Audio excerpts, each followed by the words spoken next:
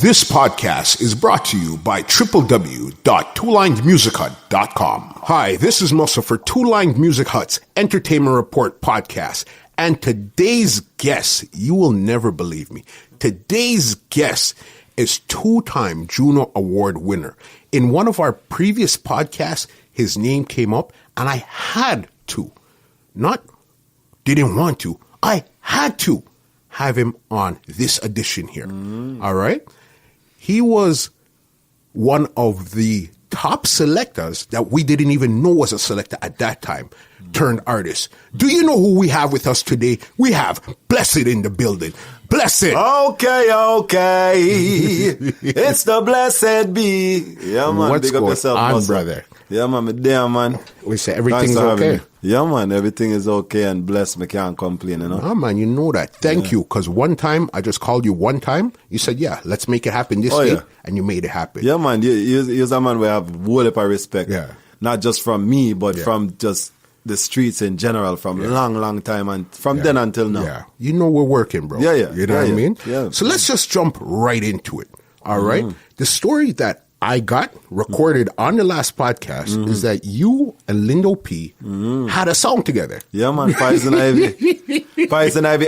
Yo, may I tell you, man, we da run the streets, you know. Okay. Remember me tell you, that's how him get pan Red Flame. Okay. Because then Spider see the talent and say, yo, me I recruit him, but them time the Spider was the mic talk of Red Flame. Yes. So him never need me. Him just I recruit see Lindo. what you're saying, yes. And then me just end up being the DJ, you know, like DJing on the Red As an Flame artist. song.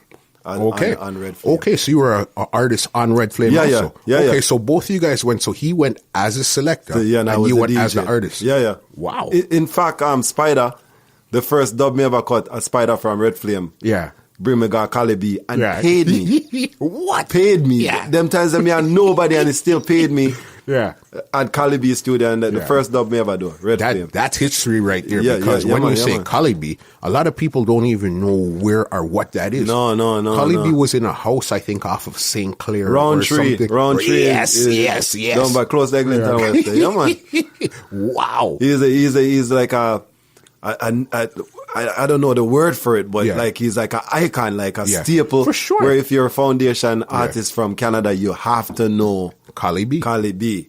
Big him up. the original dub plate, man. Is he still in the business or whatever? Yeah, man. Remember, same as a singer, you know. Okay. So him still did it. Him still a sing same way. And I think him still down close to Eglinton West too. Okay. Yeah, that man. I didn't know. Man, You know still what I are mean? doing things, That's big. So what have you been up to? Because I know for a while you took a break. Yeah. You know what I mean? Because at one point you had the place on Super Smash. Oh yeah. All right. Yeah, man. And then you took a break. I'm not really sure. Let's walk us through it. Well, the break came about. I think the break was much needed. You know. Okay. There's a whole heap of factors Yeah. involved in the break. One of the factors was it was my thing was becoming stagnant, where I was just performing in the same place over and over and over, year to year. And then, you know, people are stupid. Eventually, them get tired of that. Like what's he gonna sing? Natural African, then he's gonna sing Unexpected, then he's gonna sing reggae. You know what I mean? So them know where I go sing. Yeah. So you become predictable and still. Yeah. You know what I mean? So me to get that vibe there. Yeah. Like so me need for just take a break. Plus I've had promoters at them time that tell me. Yeah. Me don't want to call no name. Okay. But a promoter told me that patrons were complaining that I was on every single show. Blessed is on every show. But when you're that hot and you're that big at that time there, that's what it's going to be. Because do you remember around what year this was when all of this was going on? Oh, man. This was around it was around 2005. That was like one of my hottest years. 2005, that was a reggae time. And yes. 2005, yes. No word of a lie. Yeah. I had a show every single day. Monday, Tuesday, Wednesday, Thursday, Friday, Saturday, and Sunday for the entire year. What? Real talk. Yeah, no, that's serious. I'm not exaggerating. That's Real serious. talk. Because I even went on, thanks to Trinity Chris, I got to go on tour with Buju Banton, and then after Buju Banton, we went on tour with Beanie Man. Okay. You know what I mean? So it was and really... then Beanie Man, I think Beanie Man only takes one day off. Yeah. I think Tuesdays or something like that. Okay. Tuesday but nights. every other night Every night, I work. Yeah. You know what I mean? Yeah, it's crazy. So let's go back to, so we're saying 2005 was like, that was epic. My year. That's when you peaked in 2005. Yeah, so let's go backwards a bit. What year did everything start to move? When was your intro into the business when you started to record? Well, I started to record. I recorded, you know what, me tell somebody the story I completely never remember. Yeah. GCP. Yeah. Guilty Crime Productions and Toba Chung and all of them. That's who me first record with. Okay. You know what I mean? Yeah. Guilty Crime Productions. Yes. Them man they say, yo, blessed. Yeah. From back in them days, them man they treat me like me a Bob Marley. Okay. You know what I mean? From like those times. On a different level. So big up GCP. Yeah. You know, JB and all of them. Yes. You know what I mean? Them man they first give me my start. And me record with them. And then after that now, me record a song with Slingshot. Okay. Slingshot from King Turbo then. Yes. You know what I mean? And what song was Empress. that? My Empress. Yeah, it was the original Empress song. Yes, I remember that. Yeah. You know what I mean? So, which was doing really well on the radio. So I think that song kind of helped to started to the fan base build up. You know what I mean? From that song, so I was singing about the Empress from them time. So once me come with Natural African, boom, it just connect. That just because they knew that you were the person that could do this. Exactly. You know what I mean? Exactly. And that's where it connected. So how long was it between that song and Natural African Empress? I did My Empress in 97. Okay. So Natural African got released in 2001. Okay. So it's, what, 4 years? 4 years? Yeah. Okay, and then that's really when it started to bubble. Oh, yeah. Because after the Natural African, everything does, it happened instant, overnight. Instantly. All it takes is one. I tell people all the time, listen, we got to continue to work hard because all it takes is one, you know. Yeah, one song. One song, one performance, one tweet, one reshare, one something, and your life could completely change. Yeah. Just like that. Yeah. Look at World Clash. Not mean for cut you. When Newbie played me tune at the World Clash. Of course. In 2001. Yes. Right after the World Trade Center fall. A week after the World Trade Center fall. Crazy. Newbie played the dub. Yeah. And it shell away. I tell us my life changed. Right I'll know me still eat from that day. Crazy. Because he was here.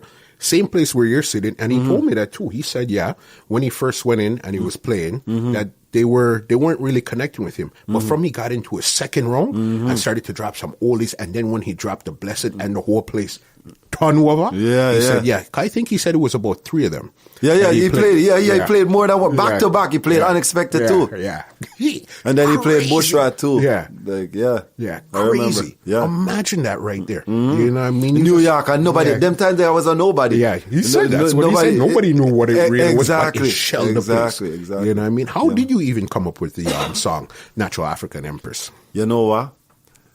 You know me, but the people them who are watching me probably not know. Yeah. I've always been a black activist. Yeah. Like I've always been a champion for black people. Yeah. You know what I mean? I remember say black is not a color. Black is the essence from which all color comes. So that means that all people have been a champion. You know what I mean? Yeah. But them times they never write girl song. I got you. Because I'm a revolutionist. You don't know, say I chop off Babylon it's straight out. One day, me go on Tony Mataran dance. Okay. And I tell you, say, it was like 80% woman and 20% man.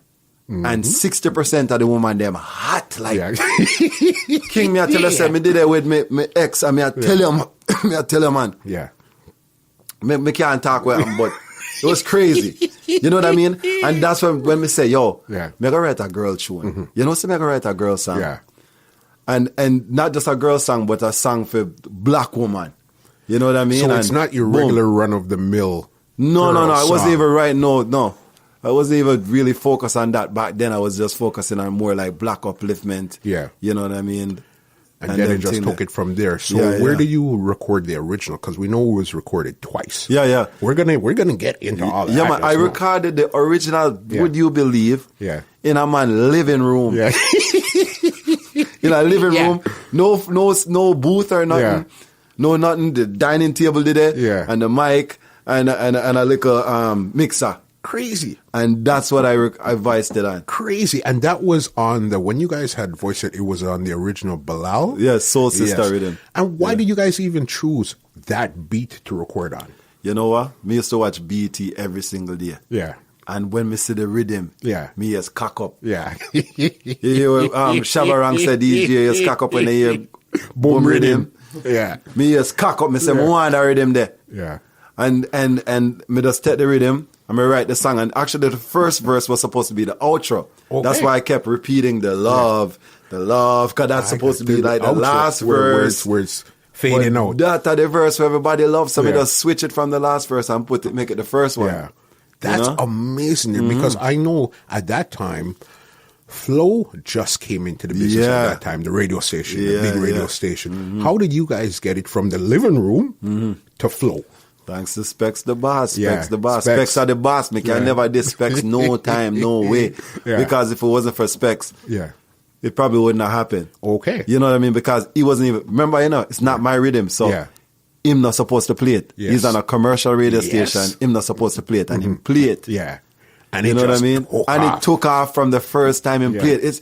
It's like you were saying earlier, when we weren't in the interview, you'd have said, like, if it's meant to happen, it's going to happen. Regardless. You know what I mean? And that's what it is. Like with the music, if it's meant to happen, it will happen. And nobody can stop it. It's like a natural mystic. All the while. You know what I mean? And enough, I've been blessed to experience so many natural, mystical vibes. Like even at the World Clash. Yeah, like the chance of this happening is next to none. You know what exactly. I mean? Like, how did this happen? That's so crazy. Okay, so then he started to play the song on Flow at that time there. Yeah. And when did it catch the ears of, I guess, Bilal? Where he said, hey.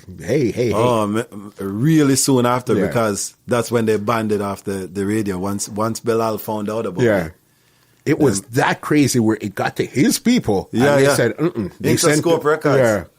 And then times that he was being distributed by Universal. Yeah. Who eventually became my distributor. Yeah. That's crazy. That's crazy. That's crazy. Yeah. Wow. Yeah. It was crazy. Yeah. And it wasn't just him. Like Missy Elliott was looking for me because I did the Unexpected on one of her beats. Yeah. I remixed the Unexpected.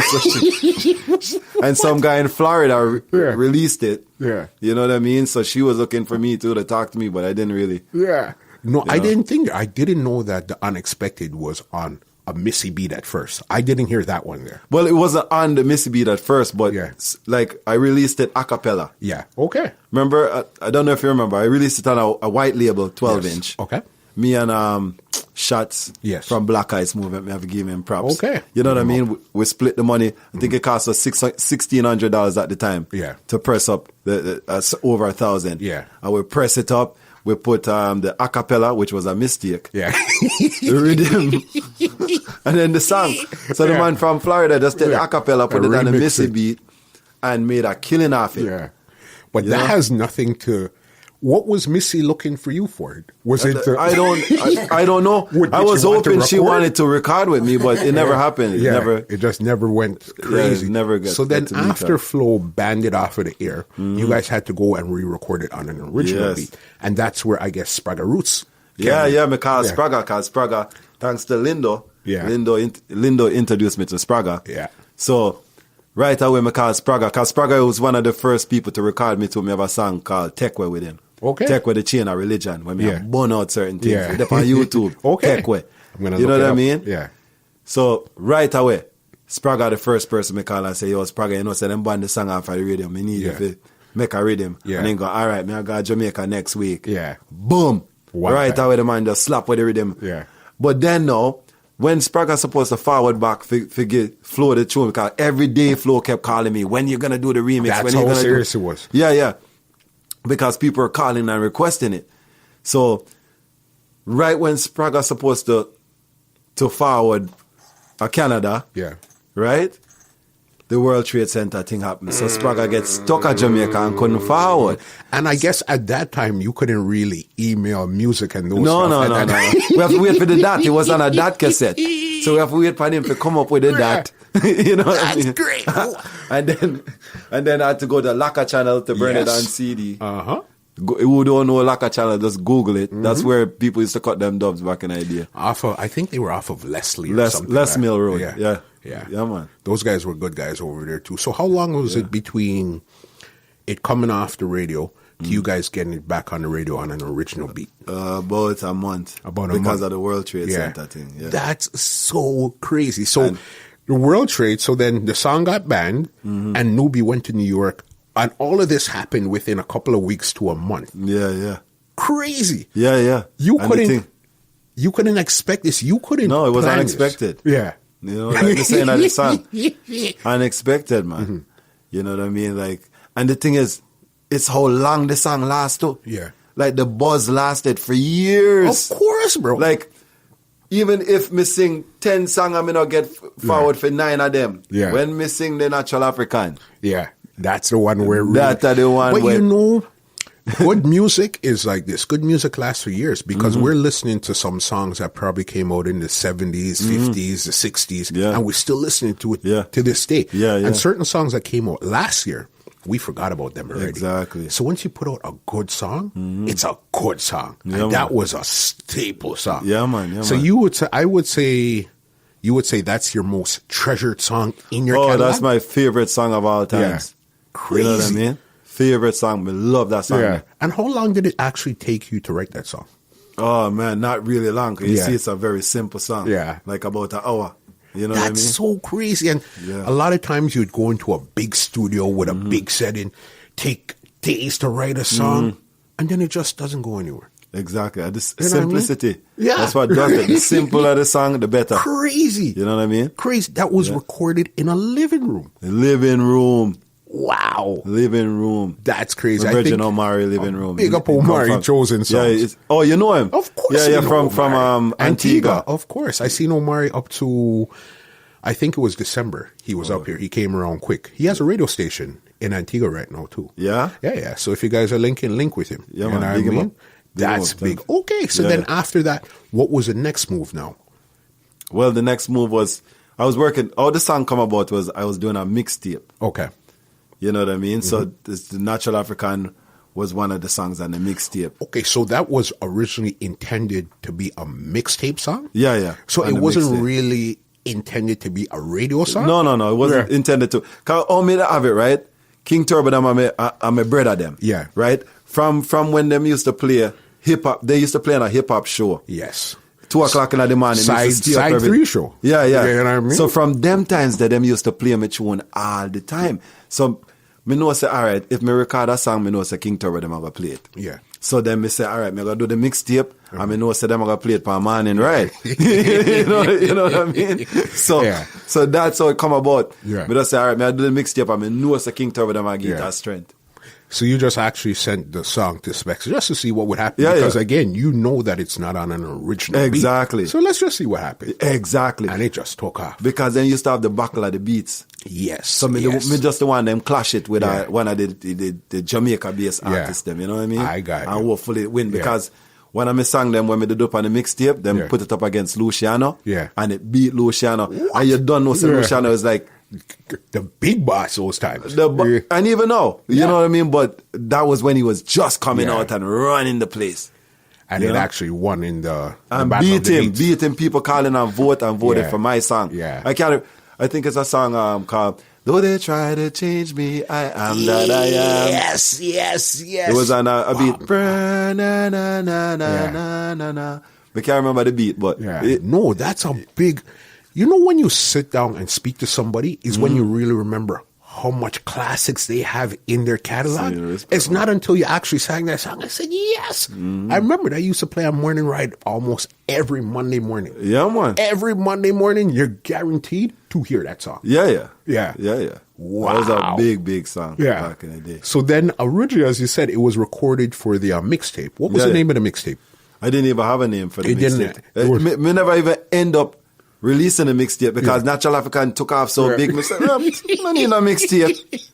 A mixtape I go. You know what I mean? Wow. A big song. Me never care about the mix, which I should have still put it out, but I don't know. I saw it go. Okay. Wow. So then I guess you just shelved that project since the lead song was doing so good. Doing so good, and then I get record deal. Like I got so many offers, but them times me not really know. Yeah. You were a artist before you were a businessman in the music business. You were just happy that you heard your song on the radio. Exactly. I'm happy that a car is passing by and it's playing. Yeah, exactly. You know what I mean? We never really pre the money part of the thing. It was if we got a couple bucks here, a couple bucks there, okay, but that wasn't the main intention.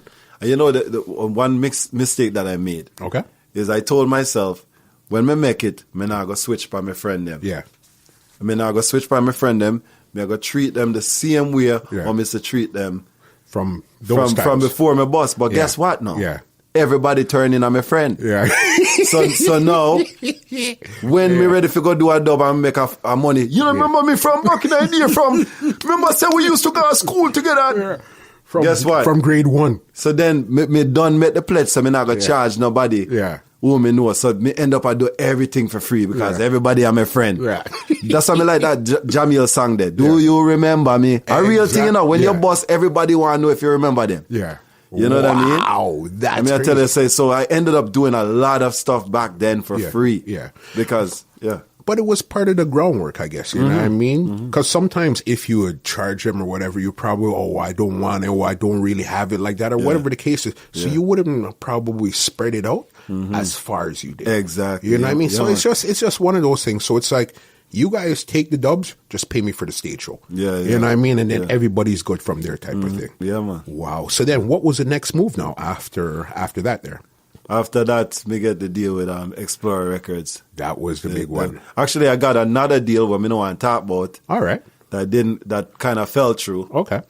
You know, and then Explorer came through. Because that's what I was telling you when we were speaking earlier off the air is, in this business here, all type of deals daily fall through.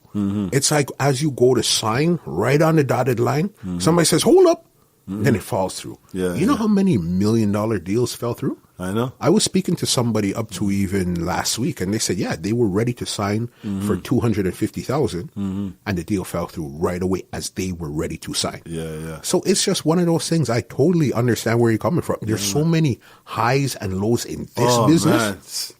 Enough. More lows than highs too. Trust me. And it's you as the artist, the entertainer, you can't come out and show it. You just got to hold it and come out and sing and make the people feel good. Exactly. But if they really knew what was in your heart of hearts, that would be so crazy. Like, boy, I got 10 messages. 7 of them were bad news. 2 was okay and 1 was great. You know what I mean? And that's what you have to deal with as an artist. Yeah. And then people are cold. People feel like they can tell you whatever they want to tell you. Yeah. And you just have to take it.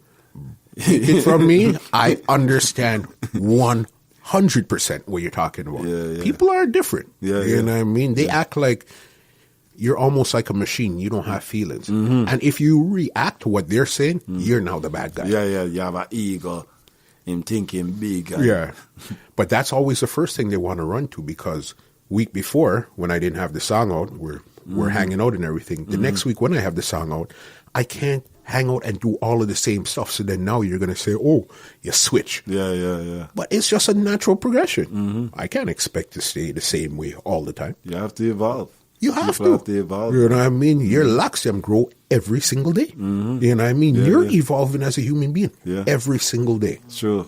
So then you got to understand it. If somebody's going to not want to talk to you because they feel that you're evolving past them, they have the problem, not you. True. And a lot of us, we got to understand that they try to guilt us into thinking that it's us. It's not me, bro. If you don't want to change, that's on you. Yeah. I'm going to continue to evolve until I get to where I'm going. Till the day I die, you evolve. You know what I mean? Yeah, man. Explorer now. Let's get into the Explorer deal. What year was that there? Well, I initially got the deal, I think 2003. Okay. But the album didn't come out until 2008. 2000. Okay. Wow, that's a 5-year in the making. Shelved. Yeah. That's why. That's one of the reasons why I came out with the mixtape and called it Shelved. I remember. Big up Explorer though. I'm a family. I'm a family them that. But that's what families always have, arguments, disputes and all that. But we could always come back to the table and say, okay, you know what? This is what it is. Yeah. You weren't seeing, you were thinking you want it like this, and the company is thinking that they want it like that. Yeah, and then plus I was listening to the streets. When your album come out, I never know the business part of it, so you can't just put out an album. Yeah. You have to have a strategic plan. You have to have a marketing plan. How you gonna make back your money? Yeah. You can't just fling out the thing. Yeah. You know what I mean? But them time me just go for the hype. Yo, you need it, you need. So then me just do me one thing. Yeah.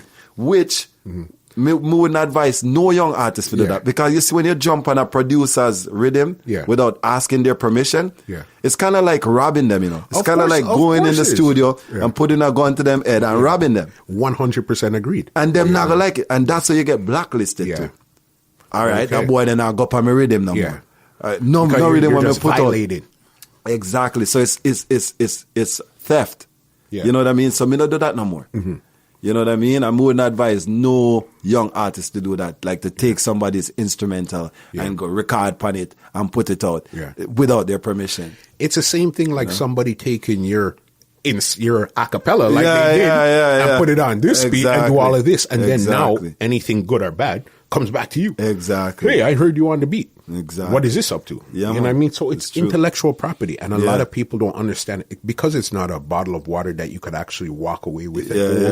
People think that it's nothing. It's okay to do it. Way. No, it's not okay. You know what I mean? You don't know how hard or how long it took me to work on this beat. You don't know how many singing lessons I had to go through to sound like this. You know what I mean? So that's crazy. So then you would put out, so I guess it was like a mini protest that you were about almost 40 songs upon it.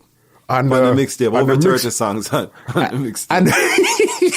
And none of these songs here, were any of them originally on the album where you just said, I'm giving you straight fire and giving you all straight fire? But the thing is, I offered them the songs on the mixtape. Before I release the songs, I go, like, do you hear any song that you might want? But them may not feel that. Them may not feel a vibe there. Yeah. But I did offer.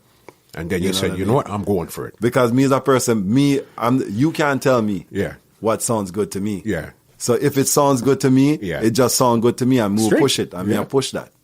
You know what I mean? And the mixtape was more successful than the album. I hate to say it. Yeah, it was. And the album was distributed by a major label. Yeah. And the mixtape still outsell it. It's crazy because it's grassroots. You know? It's in the streets. At that time there, what year did the album actually come out, you said? 2008. 2008. Yeah. At that time, that would be 10 years ago, the city still didn't get that shine that we're looking for. So we didn't really understand music business at that time. So to distribute, it's like, you'll do a couple of pieces. It'll be good. But it wasn't like that. There was no iTunes, no Spotify's, nothing where you could stream it, and then that's where it was. You had to go out, spend your money, go buy the physical CD. Somebody bought it, somebody else is burning it, we're listening to it, we could hear it on the radio, whatever. So it's a totally different ballgame. But when you're in the streets with your mixtape now, hand to hand, hey, it's me, and I mean, it's a totally different vibe. That's true. And that's really what it was at that time there. That's crazy. Like you had certain people who their job was to distribute your CD to the different vendors then. Yeah. You know what I mean? I'm not calling a name, but... Yeah. This is the Not Calling a Name podcast. Yeah, because we don't want to scandal nobody, but... You know what I mean? Yeah. Like, but you see, I'll tell you the truth, Bless. You see here, we just try to keep it 100 without disrespect. You know what I mean? History is history. As long as you're not overtly going out to say something bad about somebody, history is history. It is what it is. You know what I mean? So as long as nothing said here is malicious, we're just recording history for what it really is. You know what I mean? Yeah. So then they were distributed to the locations, and I guess the distribution wasn't moving as fast enough, or the stores weren't buying enough. What was the real issue there with the distribution? With Explorer? No, with the distribution. You said with the distribution, the numbers weren't moving. No. The numbers were moving. Okay, they were moving. Yeah. In fact, my album from Explorer outsold Mavado's album. What? When he came out with his album that year.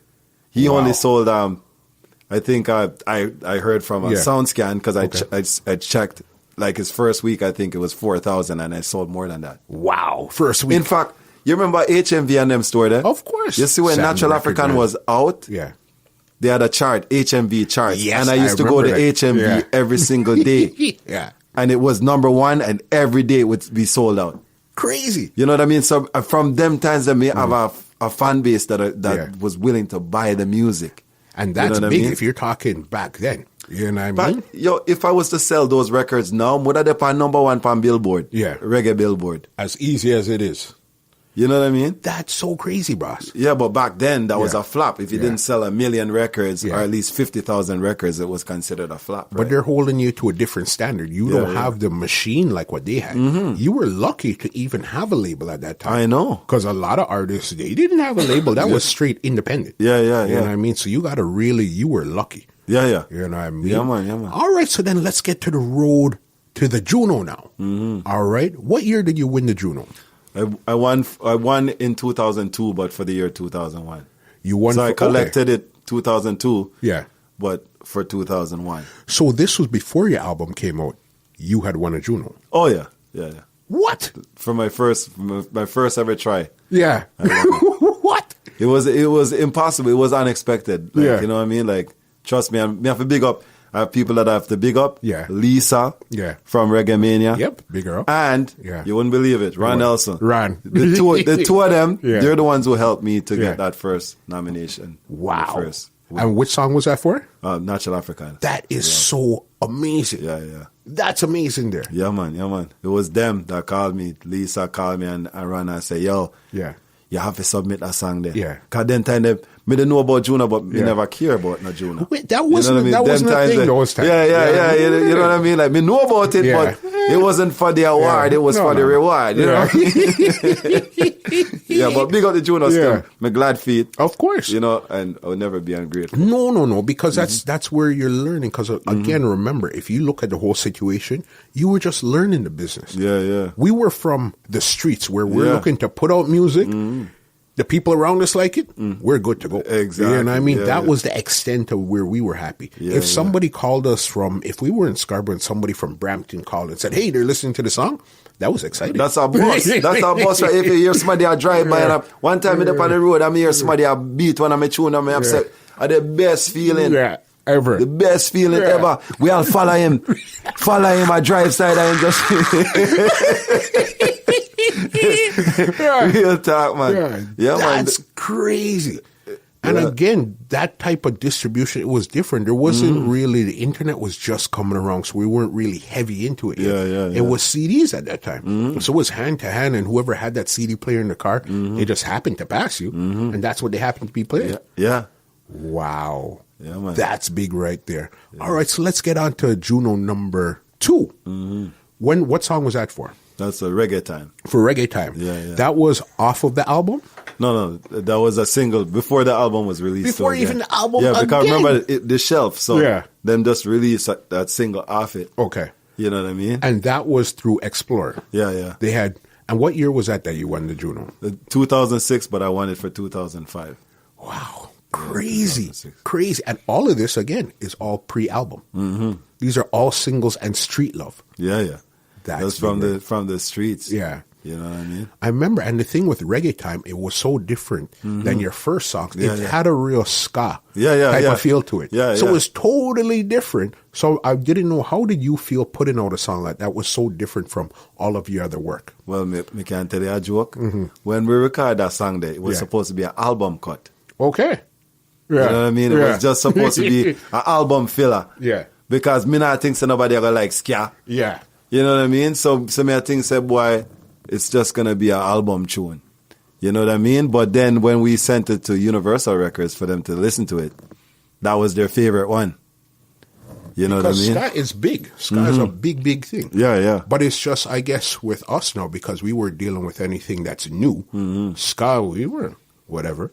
That was just to show my culture and to show that I love my culture and I know where I go on with my culture. And it was ambiguous, you know what I mean? Because I sing about reggae music on a ska beat. Yeah. I figured it would connect, you know what I mean? You know what? That's true. I never seen it that way. Yeah. You know what I mean? Yeah, that is true. And how long did it take you to actually write that song, come up with that concept? 1 hour. I timed myself. That one I timed myself. Yeah.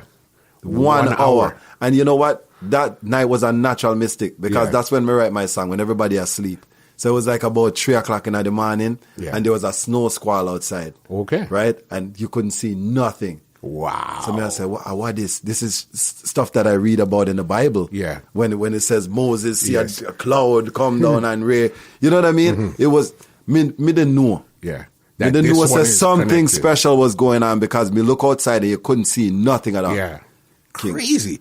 And then that's where you started to go back and write and say, okay, this seems good. Something, and that's when all the lyrics just came to me. Yeah. Just so you came. had the rhythm first, or you wrote the lyrics and then found a rhythm for it to go The on? rhythm, what we did is, we'd have to go into the studio, Okay. right, with Michael Nugent, Okay. a.k.a. Q, and Okay. Jazzwad. Yeah. Jazzwad too? Jazzy is the one who made the beat. Yes, because I remember Jazz was here for a while. Yeah, man, Jazzy by Jana Finch. Yes, Right? Jazzwad. So Jazzwad, we went to the studio. So them said, what kind of beat you want? Yeah. So I said, all right, make me a ska beat. Okay, You know so what I mean? you're the one that requested Oh, this yeah, stuff. yeah. They gave me full creative control. Yeah. Explore them. So Yeah. whatever I want, them just give me. Okay. So I say, all right, I want a ska beat. Yeah. And then when we get the ska beat now, me just take it to him and me just do the reggae time on it. Because I've always wanted to do a song about reggae. Yeah. I'm more than what, that's the thing with me, you know. Yeah. You might hear me come out with a song, but 5 different other versions me have of the same song. Okay. You know what I mean? Just like the Empress song. Yes. Me they have the Empress song before it. Yes. You see me? That I say? do know. So Yeah. I had enough reggae song Yeah. before reggae time. You know what I mean? But this that was the one that just connected. Exactly. Crazy. Crazy. And I guess, you know what, I'm going back a bit because Unexpected came out in year 2000. 2001. Yeah. It was 2001. Yeah, because remember the year when I released it. Yeah. Spragga the Vex. Yeah. Big up yourself, Spragga. Because I say, yo, a tune kill tune, you know, you Yeah. can't release a tune so fast. Yeah. I released it like a month after the Natural Africa. What? The man say, yo, a tune kill tune, you know. Yeah. I mean, I tell you, King, I wish there was somebody, it was recorded. Yeah. I know it's recorded somewhere. Yeah. Liquor Red, big up yourself. Yeah. J-Wise, big up yourself. J-Wise and Liquor Red. Yeah. Clash it against DMX. This is for my dogs. This is for my dogs. What? And it beat This is for my dogs, you know, King. What? Unexpected. I remember that tune was like the biggest song. DMX we're talking about here. Exactly. DMX was And the man at Unexpected. that time. Beat. That's how big the thing was. That's crazy. No, people don't know. The thing Yeah. was like, it wasn't on a local reggae level. It was on an international pop level. And worse, we just got the big radio station. Exactly. So then now you could really push it through because before we had like the College radio 88.1, station, yeah. yes, and those type of stuff there, which was good because that converted a lot of, well, me personally, when I was listening to Ron Nelson back in the days, he was playing hip hop. Yeah, and then after he started, one week he started to play reggae. And once a month you play reggae, and that's how you converted over to say, hey, I like reggae too. Yeah, You know what I mean? So then you having that opportunity there would have been crazy. You know what I mean? Oh, yeah. That was, Wow. You know, every restaurant you're going to hear a song. You know, there was a time when the song was playing every half an hour upon the radio. Yeah. And it still never steal. Yeah. Every half an hour. Me time it. Right. It's not a joke. Yeah. Me time it every half an hour. That To is show so you crazy. how hot the Yeah. tune was. Beat out, Beyonce them, Destiny's Child and them. It was on number 16 on the top 100 at the What? end of the year. Beat out, a whole heap of and it's not reggae. Yeah. We're talking about pop. Yeah. Wow. You know So what I mean? you're competing with, you're not even competing with your peers. You're No. competing with a totally different set of people. It was kind of like the Sean Paul bus. Yeah. It was where Sean Paul was competing with the pop artists them and Shaggy them. It wasn't like a reggae bus. It was like a pop bus, you know, King. That is so crazy. You know what I mean? So would you say those are your 3 biggest songs? yeah. Yeah, you for sure. Yeah. The Reggae Time, Unexpected, and Natural African Love. And you say which one is your favorite? Love. Love. Natural Africa. That will always be my favorite. Yeah. That's You know? that's your baby. That's the Yeah, one yeah. that brought you to the world. Yeah. You know what I mean? And still doing it. Me just last year, me there at Jamaica. Yeah. At the Bob Marley birthday bash, big up Tanya Yes. P. She brought me down there. Okay. I mean, I tell you, I said the song Shellway, and nobody knew the song, King. Yeah. But it was just that nobody type of knew energy. it. Yeah. You know what I mean? And by the time it done, me have the clip on my Instagram. By the time it done with them I sing the song. Crazy. You know what I mean? music. Music is universal like that.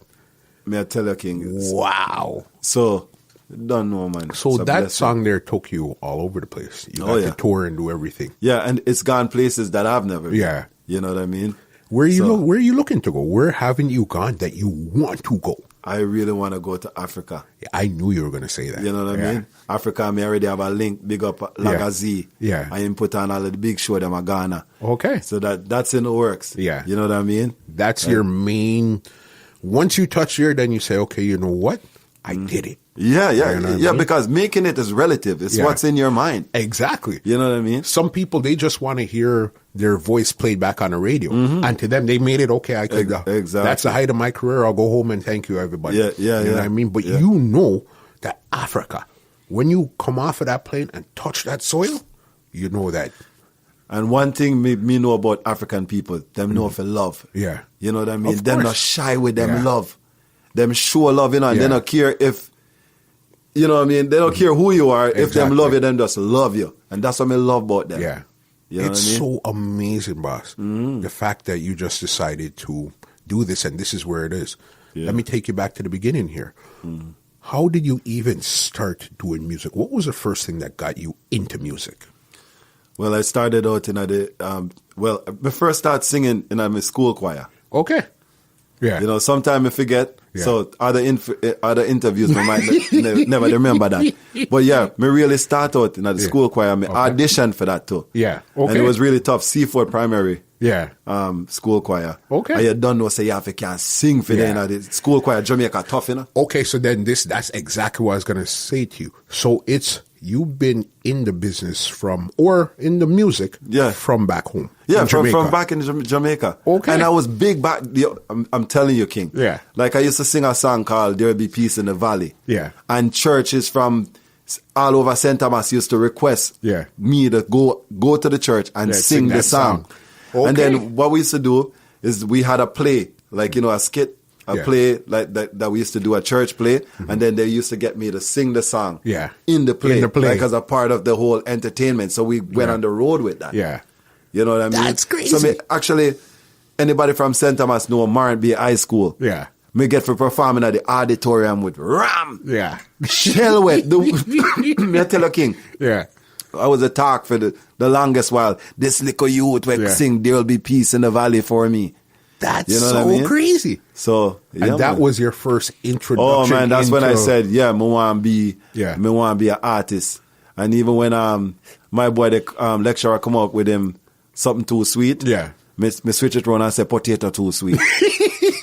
You know what I mean? Like from back then. So then people used to gravitate and circle around me. Like that's from in Jamaica. Yeah. And then we just bring that from Jamaica and forward here. Okay. Where we used to go to Mary Ward School in Scarborough, Mary Ward Catholic School. Yeah. So then during lunchtime we used to beat on the lacquer. Yeah, of course. And DJ. Come on. Yeah. You know what I mean? Yeah. And that's when we meet Lindo, because we meet Lindo, we were supposed to clash. Because then everybody I say, oh, him are the best. Yeah. Me I say, which best that? Me fresh off of the boat, you know. What? Me say, bring him. Yeah. And the man come. Then in the school called Francis Lieberman. Yes, he was Lieberman, yes. Show up. Yeah. And then the war start. Yeah. Back to back and be forward. And then we just end up just the mutual respect. Yeah. We just start par and we start, you know what I mean? That is super exclusive. You guys heard it right here. Yeah. I didn't know that. I had no idea. Yeah, man. I just thought, okay, you're a good music guy. He's a good music guy. You guys met somewhere. No, and then, man, we're supposed to clash. Enough clash me and Lindo have back in the day. Yeah, okay. Man. Yeah, Before man. you guys said, okay, you know what? Let's join forces and do what we're doing right here. Yes. That's amazing. Yeah, man. And then, so how did that transfer from you being the artist to you saying, okay, I'll be the MC on a song? How did that? Because he was already doing the DJ thing. Yeah. You know what I mean? So. Okay, so he was in between artist and DJ when you And dancer. And dancer. He was the triple threat. Me don't know if you know, but Lindo was one of the best dancers back in the day. Like me, I talk about people circle around you and the place are shit. You remember those days? Of course. When you got dance and you see the big circle and then Lindo was the man. Like what? He was the best dancer in Scarborough. Me know that for a fact. Like nobody. I remember they used to buckle too. Yeah. Nobody could test him in a dancing. I don't remember Lindo as a dancer. Yes, man. Because what he said to me, he said that his father was originally a dancer. That's how he got involved in music in the first place. But I didn't know that he was a dancer. Oh, man. One of the best dancers them. Yeah. You ever meet. Yeah, man. Wow. And he used to buckle people new. too. Yeah. Yeah, man. Real So talk. it was dancer, DJ, and selector. Like he was a triple threat. Yeah. You And know? then you said, okay, since I'm into the business already, let me turn the MC for the song. That was always my dream, because me used to look up to people like Glamour Wayne and Yes. and Azwenta Yeah. and Rory. Yes. You know King what I mean? Rory from yeah, Stone yeah, Love, yeah. you So know we what I want mean? to sound like him, we want to talk like them. You know what I mean? So from them times, Yeah. you know what I mean? That's crazy, bro. Boss, you guys are getting some super exclusive gems right here Yeah, on man. this podcast with Blessed. Wow. So, because I know originally your name wasn't Blessed. No, Peter P. All right. Peter P. Yeah. That Remember, was the Lindo original P, name. Peter P. That was the P and P. Yeah. Okay. So who had the P first? Was he Lindo? Oh, Are you guys just happy? Lindo P had the P first. Okay. And then you said, okay, Lindo P, Peter P. Yeah, because we are pars. Yeah. So might as well let's put the P on it. Because we used to be Daddy Peter. Yeah. Daddy Peter, and then we just said, all right, when we buck up on Linda now, we just say, all right, we're going to change to Peter P. I got it. Linda P. And them times that we used to clash with Mikey and Richie. Big up Mikey and Richie from Chesterlee. Mikey and Richie. What were they doing that time? Born and growing at the Lee. Chester, born and growing at the Lee. And Macamos and Phoenix. Yes. Big up Phoenix. And Macamos and Phoenix, them. Yeah, of Me course. changed my name back from Peter P Yeah. to Daddy Peter when Macamos and Phoenix then says that the two of them married because one name Linda P and one name Peter P.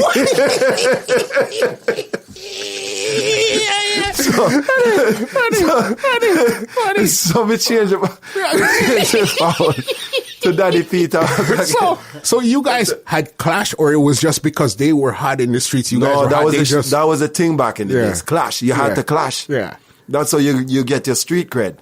That you know what I is mean? crazy. And then the thing is, you had to sing out from the start of the rhythm to the end of the rhythm. Yeah, there was no one line and gone. type No, of- there's no pull up Yeah. in the middle of the song. You have to Yeah. you start at the beginning, and you have to end it out until the rhythm start fade out. Yeah. That is Yeah, I tell you. crazy. You gave me some history that I had no idea. Yeah, man. I'm going to call Phoenix when I'm done and say, Phoenix, Macamos I and heard Phoenix. this. Yeah, man. Yeah. Yeah. Yeah, remember Phoenix used to dance, you know, Of bad course. dancer, you know. Listen, when I told you that we were cutting the dubs in the living room in Bay Mills, remember, it was Phoenix that were cutting the dub for you. Yeah. It was Phoenix's song that time where we're cutting the dubs for. Yeah, man, I'm a Don't you better see man. how life is so crazy, boss? Yeah, man. Life is amazing. I had no idea about the backstories. That's why, me personally, I like to do this podcast here. Yeah. Because you learn something from every single body Very that real. you had no clue about. Yeah. I've known you forever. I could say I know you for like 20, 25 years. Yeah, man. And I had Long no idea time. about that there. Wow. Yeah, because we don't talk about them. Yeah. things there. Enough things. but Yeah. We don't talk about it. But it's just recorded history because right now that we have the internet and stuff like we could actually put it out there. You know what I mean? And it would be there forever. Yeah. Just like when you were saying you had your YouTube account. And then it got deleted and all of that. That stuff, I'm pretty sure there's somebody that's going to be listening to this said, yes, I was a subscriber on your channel. Enough You of know them what I mean? vlogger, Yeah. where I run the place right now. Me guarantee them used to subscribe to me back in the day. Because my Crazy. thing used to run the thing. Yeah. Me used to put up all of the sting footage them. Yeah. Because me used to just thief it and just put it on YouTube. Yeah. And then just attach me song to it. So me would say, for more, click here. Yeah. But then when you click on the song that will pop up. Yeah, I tell you. You're the original clickbait. Yo, I'm telling you, man. Yeah. I did all them things, and it worked. Yeah. You know what I mean? What do you find the impact of the internet right now for your music, which is social media and all that? What do you find about that right now? Boy, it's tough. It make it tougher. You think so? Yeah, it make it tougher in the sense where you have to have an engine behind you now. Yeah. Like you see, like how me get the bus back in idea with, which was kind of like a fluke. Yeah. You can't do that no more. It's, You know what I mean? But I think right now everything has become more discoverable right now. As long as you're in the right place, right time, everything is so much more discoverable, especially if you're on SoundCloud or something and you're listening to something. You leave the room and it goes to the next track. And this is something you haven't heard before. Say, hey, I like this. And then that's how things get to pick up. But that's just me being on this side. But you being the artist, you might have a different way of seeing it altogether. Yeah. So you figure that it's a bit tougher now with the internet opposed to before. Oh yeah, man. Yeah. It's and then people cool. Yeah. People cool enough. Like people are not going to follow you unless them can show off and say, yo, I'm a friend that. Yeah. So if they can't show you off, they're not follow you unless them know you personally. You know, if you know what I mean. Of course. So them follow the superstar because they want everybody thinks that them know the superstar.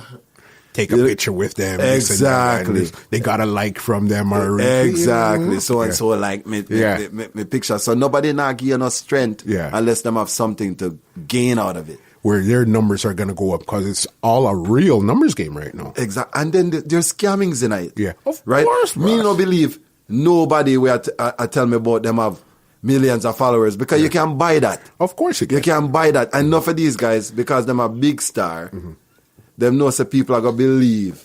Because, then they're on TV every day, so people naturally are going to believe. Say, clearly, you're supposed to have 5 million followers. Exactly. Yeah. But they don't. No, but they would have 5 million followers, but only 300 people like your picture. Exactly. There's something doesn't wrong make there. any sense. You know what I mean? Doesn't make any sense. Even though they wrong. said 0.1% of your followers is supposed to like your stuff. So if you have 1,000 followers, you're supposed to get at least 10 likes or 10, whatever. 10 likes, right? But you see, remember, having 1 million or 5 million, that still doesn't equate to 300 likes. You know what I mean? Or engagements or whatsoever. So it's like right now, people are looking at the numbers, but we're looking at the engagements also. You know what I mean? Okay, you might have put out this one here, and it might not have got as much engagement. Yeah, but you can't buy engagement too. Yeah.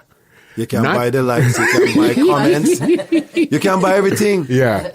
You know, you can buy comments too, you know? Yeah. Oh, what? You can buy comments too. Let me be the first to tell you. Yeah. You can buy comments. Yeah.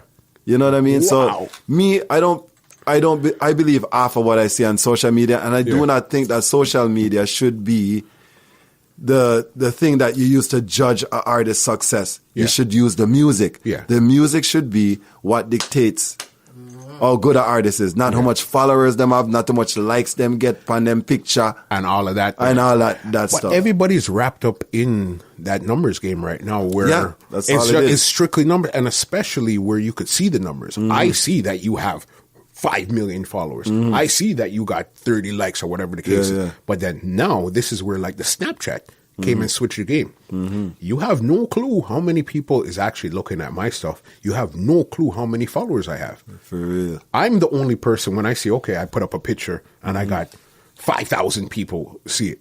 So it's a totally different game. You know what I mean? That's more internal. But you see the Instagram and the Facebook and stuff like that. That's external where everybody could see and judge. You know what I mean? Yeah, man. So are you on all the platforms? Are there certain ones I'm on all the platforms, but you don't know. I don't stress myself out. Yeah. You know what I mean? More time I not even like post on Instagram, but because people pop down your thing. Yeah. You know what I mean? But me rather than a post than post, I only get 20 like or 15 like, even though we're not supposed to do it for the likes, but I feel like if you're on social media, you're doing it for the likes. No, well, come on. We That's what social media is about. It's obvious. It's obvious. You know what I mean? It's very obvious that's what it would be. You know what I mean? So it's just, I guess, when they're saying they do it for the loves, I guess it's the music or something. But when you're posting, don't get it twisted for 1/10 of a second. It's for the likes and the engagements. Exactly, because if you post a picture and you only get 1 like, people are going to see a pop down. Yeah. And not now going for you. And it doesn't matter how good your music is or how good the picture is or the video is. It's crazy. Yeah. Wow, that's crazy. So let's take it back to 2018? Let's go 2017. I know you released your big song in 2017 also. Of course, big song. Yeah, respect, you know what I mean? Respect. Big song. Huge. Was that the one that had a video also? Yeah. It had the video. Yeah. How did the video do? Well, it did good, but... I don't know. Me no want to. This is a podcast. Me can be real, right? 100%. The thing kind of slowed down after the video release. Okay. After me the don't know. video. Yeah, like the buzz kind of went down after the video. Me don't know if people never liked the video or maybe the video. Because some people said they wanted to see the actual abuse that I was singing about in the video. Okay. But the director didn't want to be showing nobody no abuse. Yeah. So it's a real You know? Fine line. It's with nowadays where everybody has an opinion, it's a funny thing. You go show the abuse, they'll find some way to twist it up and say that you're the abuser. You know what I mean? You don't show it now, they'll say, oh, but we wanted to see the abuse. Yeah, him not talk about abuse, but him not show no abuse. So what do you want me to do? Exactly. How do I win? What do you want me to do? It's like what Tyree said, what more do you want from me? No, but you see, that's the amazing thing with it there. It's like you can't please them this way, you can't please them that way. So as an artist, it's really, how do you find a balance of pleasing your fans? Where do you go? What do you do? Make sure you like it. Yeah. Like I said, as long as me like it, me not you care if you not like it. Because I've been through, so even that Hold Up, Slow Down, Sam, I can't tell you stories about it. Talk to me. But me not care if people not like it. As long as me like it, and I'm my toughest critic, by the way. You have to be. You know what I mean? So once me like it, me know say it's a shot. Yeah. I'm a believe in it, I'm going to push it. You know what I mean? So that's what keeps my focus. I just release what me like. Yeah. You know what I mean? Okay, so you record a lot of songs, but it doesn't necessarily you're going to release all of what you record. Oh, no. Yeah. No. Because me know what, right now me have a big tune, a herb tune, and me a itch for release. Yeah. When me record with Walshy Fire. Okay. But me no want to release it and the tune just go to waste. Yeah. Want to make sure so that there's a plan of action and the tune is going to get the love that it deserves and deserve to get, right? Yeah. So it's a strategy. As we spoke, strategies, rollouts, this and that. Depends on who's posting it, when you post it, where you put it. Make sure it's on all the platforms before you say anything. So it's real. Right now, the business, it's always been technical, but right now it's super technical. Oh, yeah. You know what I mean? And guess what, too? For the young artists them that are coming up, the music business has changed now, right? 110%. So back when I was a youth, the artist goal was to become a big superstar. Yeah. There's no such thing anymore. Okay. Everybody is a star now. Yep. You see what I say? Yeah. So nobody cares about what you did 10 years ago or what you did or how much Juno you win or how much nomination you get or how much time you travel around the world. Nobody cares about that, bud. You know what I mean? So as long as you know that, that will keep you grounded. And you know that's what I mean? the truth. I tell people that all the time because I'm approaching my 22nd year professionally in business. And it's like, I tell people, I don't care. Thank you, boss. I don't care about what I did before. I'm only concerned about what I'm doing now and what I plan on doing in the future. That is a good foundation to stand on because that means if you've been here this long, you understand something. But to just say, back in my days, we were, we're not on that. You know what I mean? We're not on that at all. We're on what's happening right now. What could you do right now? You're only as good as an artist. You're only as good as your last hit, your last album, your last performance, your last video. It's always, that's what it is. You always have to prove yourself. If Michael Jackson was here right now, he would still have to prove himself. Barry Simon have an album coming out. You see? And Freddie McGregor. You see? You know what I mean? And they still got to prove themselves. You know what I mean? It might come out. Hey, we might not like it. Oh, you know what I mean? We like everything with Barris. Just bias to Barris. No, Barris is a big, but I'm just speaking hypothetically. And then it's like, holy smokes, what do I do now? Is Barris really slowing down? No, man. Barris is that legend. It's not about slowing down. It's just people are so funny nowadays. What was hot 2, 3, 4, or 5 weeks ago is not hot right now. It's something else that's hot. And the thing is, people get offended easy now. Anything can offend them right now. Extremely. You know? That's why they put it was Christmas before, and then they X out the Christ and said Xmas. You know what I mean? And then if you turn around and tell somebody Merry Christmas, they might be offended because they don't celebrate it or something like that. But I'm not telling you anything bad. I'm saying Merry. That means be happy. You know what I mean? Even if you don't celebrate this, I want you to be happy. But people aren't seeing it that way. They think that you're saying something bad towards them. They're now offended. It's like, come on, it can't be that serious. Everything cannot offend everybody nowadays. That's impossible, bro. You know what I mean? But as long as you have social media, you have a phone, you have whatever, where you could now express your opinion, that's where now everybody has an opinion.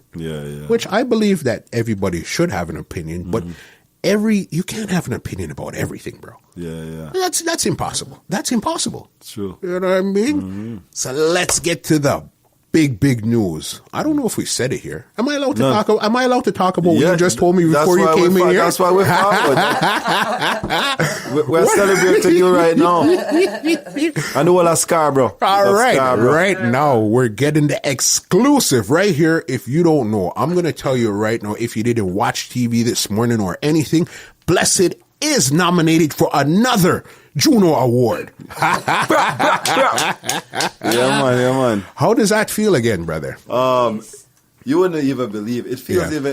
It feels even better now than back in the day. And I understand that because there was such a space of time to know that, okay, you know what, these people are really still checking for me. Yeah. That's the it's like the stamp of, last year is when I realized it, when we get nominated for the Cry video. Yes. So them still rate me because there was a certain person who me still rate to this day, and I'll always rate. All right. You know what I mean? Yeah. But him they say, him they put in an article, where I say, I wonder if anybody remember who Blessed is. So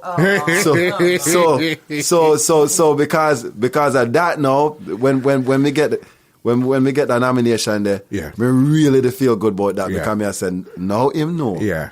So them still remember me. It's where you get to stick it back to them. Yeah. You know what I mean? Do you still have that tenacity in you to say, okay, are you going to fold under pressure or are you going to shine?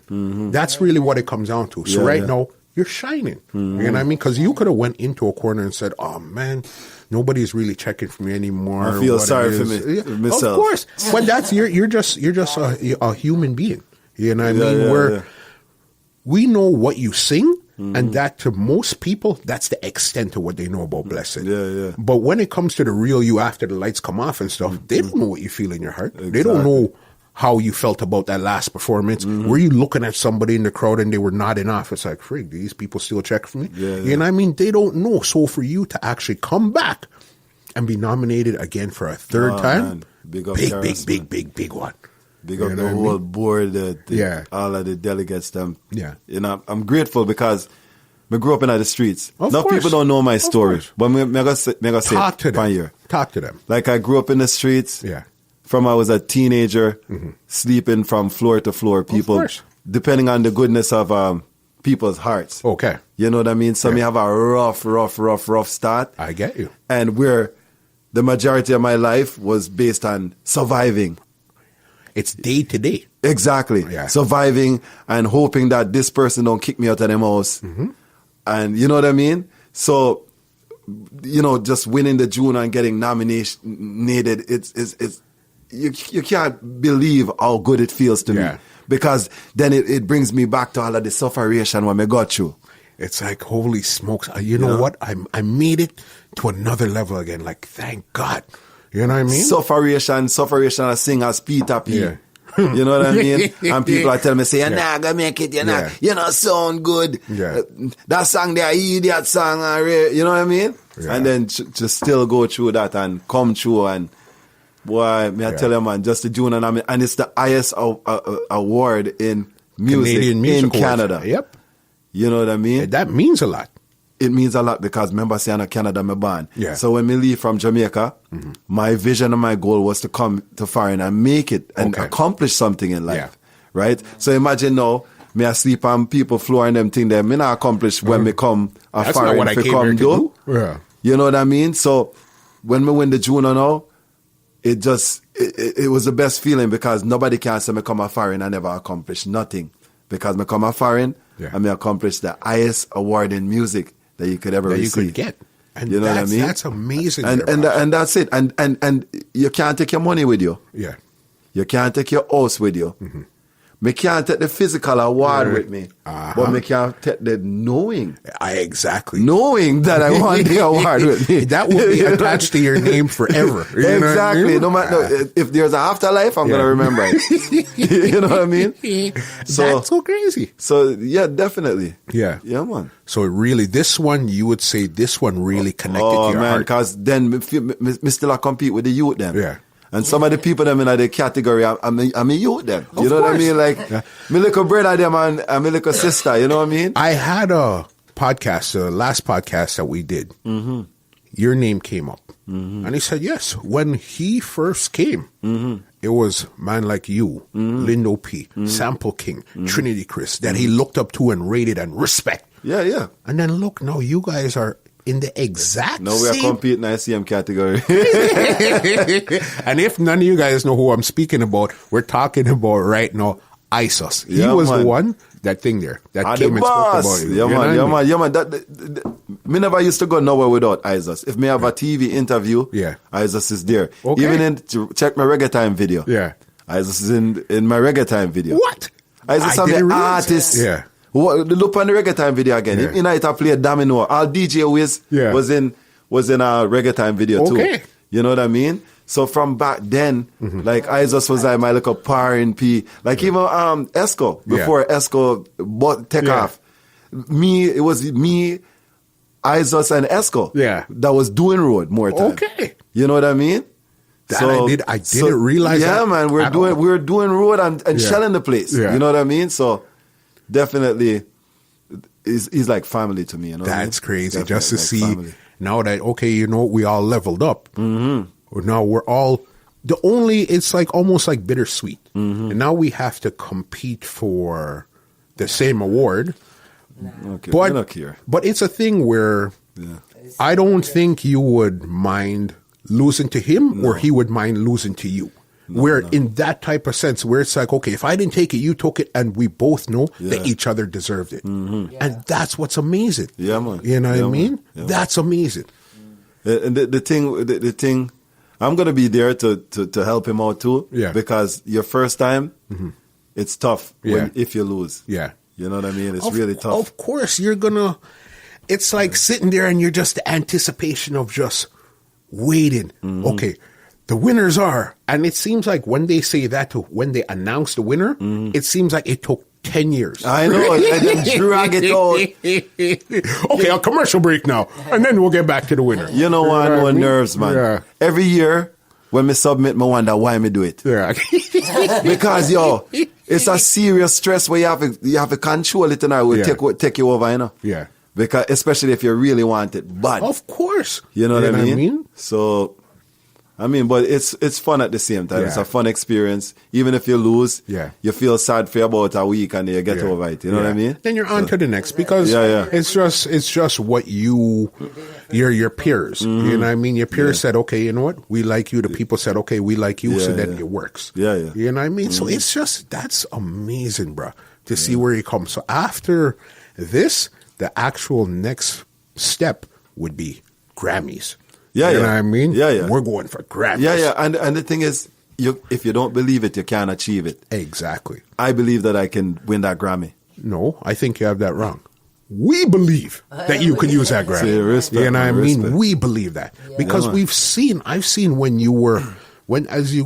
I would say right now, this is your second run. Yeah. God kiss me again. Big kiss for me jaw. Listen to me. Me I tell you. Real talk, man. When like the blessings are forward now, like big time. I mean, I want to talk about it, but people will see it manifesting. Yeah. Because a lot of artists, they don't get that chance, you know. And this business. This business is unforgiving. Yeah. Once we give you that first run, and okay, you did amazing with the first run, you know. But then, as you said, it felt like you were stuck. You know what I mean? Yeah. And at that time, there was nowhere to go. So you said, I got to ease this off and let me try to clear my head and figure it out. Then you came back again. Whop. I got them the second time. Yeah. That is big, boss. And it's perfect because this time around, all eyes are on Toronto. Before, nobody named that watch Toronto. No. Not even the Toronto sound them no one play a Canadian artist. No. Me know why you know Canadian artist. You know much show me do? Yeah. Yo, Kim, me can tell us some show where them announce the artist for go on, you know. Yeah. Big dance, ram. Yeah. Me know why you know Canadian artist. And you're hearing this. This when me go up on the mic and me a go on, you know. Me know why you know Canadian artist. Yeah. You see me go on and say, natural African black, play shell way. The same people them way that say, me not hear Canadian artist. But that's oh, how, I'm blessed. Yeah. You know what I mean? But you see, that's how they are. They figure that, hey,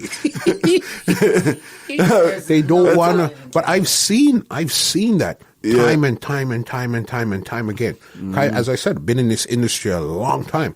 So it's like you've seen the progress from where it was to where it is now. But what I could say with the people is this. At one time when they say Canadian artists, it's you weren't trying to compete with everybody else. You weren't trying to compete with the artists coming out of Jamaica. It seems like everybody was trying to compete amongst themselves.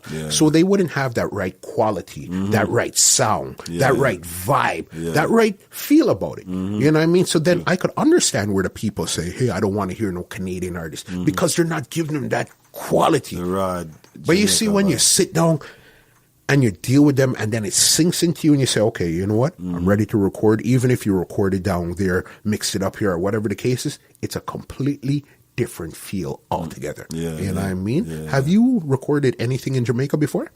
Oh, yeah. You've recorded? Actually, I recorded a song that got nominated in 2009 in Jamaica, Jah Lift Me Up. And it was in Barry Salmon studio, Harmony House. What? Barry Salmon, big studio. Yeah. That's where we vice it. Yeah, more than one song we vice at Jamaica. And did it at that time there, didn't you see the feel? You could feel that it was different. It was mystical and magical, man. You know what when I mean? we write that Jah Lift Me Up song, and you see, it was, it spent 7 weeks on the charts, on Specs' charts. Remember Specs used to have a charts every Sunday? 7 weeks, beat out Mavana and all of them. What? That song there. It was playing on Hyrie FM, playing all around the world. Like, that was a song that I thought I was going to win for too. Because it was so big. But it was just, don't you know, in this business, it's the one where you think it's going to catch. It's the one that doesn't. Exactly. And the one that you said, okay, let's just do a quick thing. That's the one that shall away the whole place. That's true. It's so crazy. Yeah, man. You know what it's I mean? A part of the magic. Yeah, it's so crazy. The fact that, okay, so then now I see, now I could circle back to this Barris argument that you gave me. That's why you said you're biased, because you actually got to sit down and feel and record probably on the same mic, the same room, the same energy. Marcia Griffiths was there. Marcia Griffiths was just walking around the studio.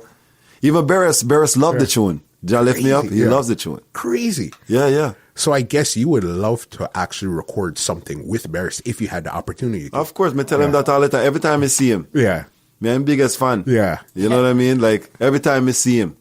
Me tell him already. I guess it's just time, place, connection, anything. That's really going to make it happen. And you have to prove yourself. With them Monday, you have to prove yourself. You know what I mean? So, in time, you know? Exactly. But you know how it is. That's like, you know, somebody's dad, the big man, them. You always got to prove. You always got to prove. Even though it doesn't matter how good we feel we are, how many awards, how many people are saying whatever, until they think they're in their head. It's something totally different. It's true. You know what I mean? Have you recorded any collabos with anybody? Oh, yeah. I have a collaboration with Michael Rose. Okay. Queen Africa. Yes. Queen Africa actually did the remix for Natural African with her. Yes. And she had it on her MySpace page, which was big back then. Of course. You know what I mean? Yeah. And Lutan Fire. Man. I know you and Trinity Taurus Riley. You had a song with Taurus Riley? Yeah, Rise and Shine. I didn't even realize. Yeah, man. Big. It's big enough. What the place called? I can't remember. It's some Latin place. Yeah. You know what I mean? Probably Portugal or something like that. No. Costa Rica. Is it Costa Rica? Yeah. That's, no, they're big on reggae out there. Costa Rica, Taurus Riley place. Yeah. Okay. Taurus Riley, a big reggae artist at Costa Rica. Google it, YouTube it. Yeah. Them have a clip. Them have a clip with them a shell it way at Costa Rica. Okay. Real talk. Yeah, man. You know That's what I mean? Big. So.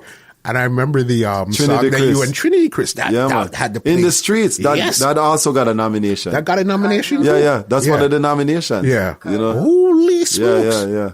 That's big. Cardinal Official. Yeah. Before him get the bus with Dangerous. Yeah.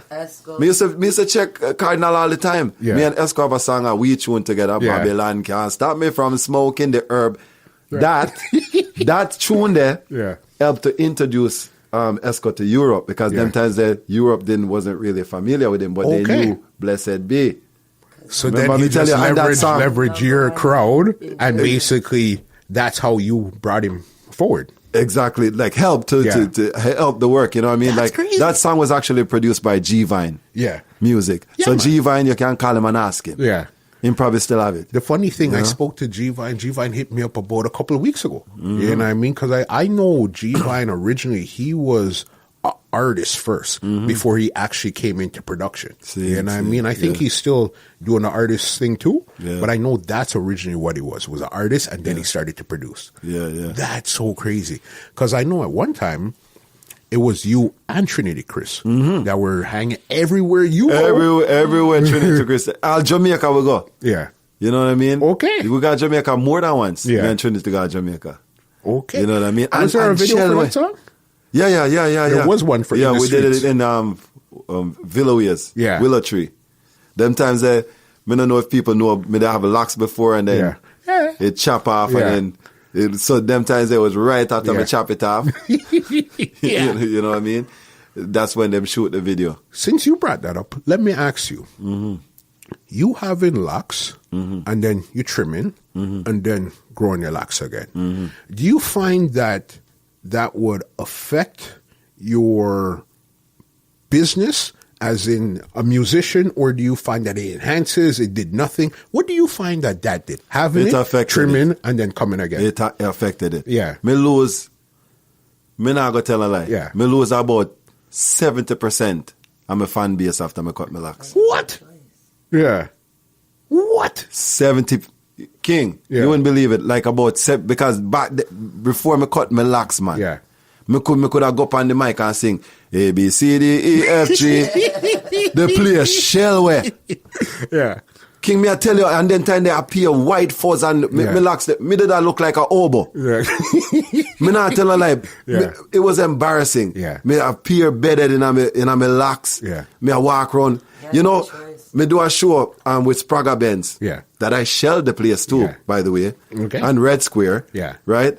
And it's after that, me decide to go trim it now because when me go home and looking at the mirror and me see me locks, I was so embarrassed. And me I said, how did I get so much forward when me look like a madman? You know what I mean? No, but it's just like, I guess, with like the Weeknd's look. When he first came out and it was a big one here and a big one there. And there was also another, was it Steel Pulse where it had Steel Pulse Inner City, or one of them where the guy had like a big one where it almost looked like a hat. So it was the Natty Congo them time there. But I guess for you feeling self-conscious, you said, man, I need to do something to start again.